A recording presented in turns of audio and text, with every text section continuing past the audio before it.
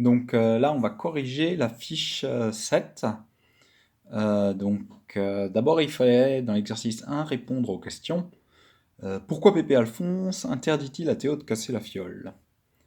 Donc ça, Pépé Alphonse interdit à Théo de casser la fiole parce que il sait déjà ce qu'il y a à l'intérieur de cette fiole.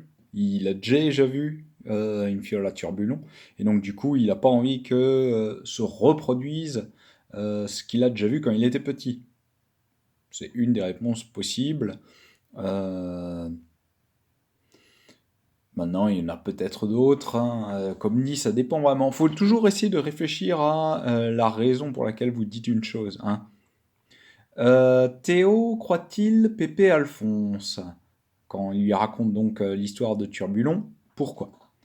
Donc Théo, au début, ne croit pas vraiment Pépé Alphonse, mais petit à petit, il change d'avis et il le croit de plus en plus parce qu'il voit que Pépé Alphonse est sérieux et qu'il est pensif, hein, ça lui rappelle des souvenirs.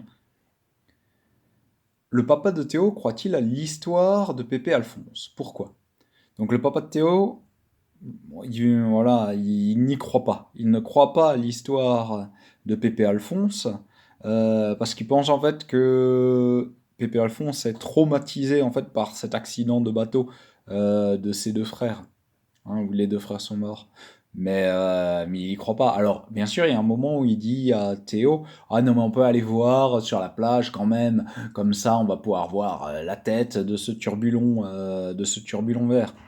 Mais en fait, quand il le dit avec un sourire en coin, hein, avec un sourire. Donc en fait, ça montre que, voilà, il y croit absolument pas. Quand Théo retourne sur la plage où il a enterré la fiole à turbulon, pourquoi ne retrouve-t-il pas la fiole? Que s'est-il passé à ton avis? Donc là, vous aviez plusieurs possibilités, hein. Ça, c'était vraiment en fonction de ce que vous pensiez vous. Il n'y avait pas de bonne ou de mauvaise réponse.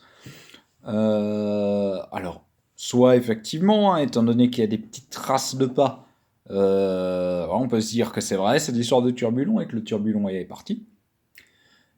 Ou alors, on peut aussi penser que Pépé Alphonse est venu et que du coup, il est venu par exemple avec un chien et que le chien a laissé des petites traces dans le sable, par exemple, hein. Il y a plusieurs possibilités, hein. Tout ce qu'il faut faire toujours, c'est expliquer. Prenez toujours le temps d'expliquer pourquoi vous écrivez quelque chose, pourquoi vous pensez quelque chose. Il faut toujours dire parce que. D'accord? C'est surtout ça que je voulais que vous appreniez avec ce texte. Toujours à argumenter, ça s'appelle argumenter quand on dit parce que. Alors pour l'exercice 2, donc, alors là c'est la deuxième partie, hein, je veux voir aussi si vous avez un peu retenu le vocabulaire. Donc une fiole, qu'est-ce que c'est? Hein? Une fiole, c'est une petite bouteille en verre, par exemple, fermée par un bouchon en liège, vous pouvez dire ça comme ça.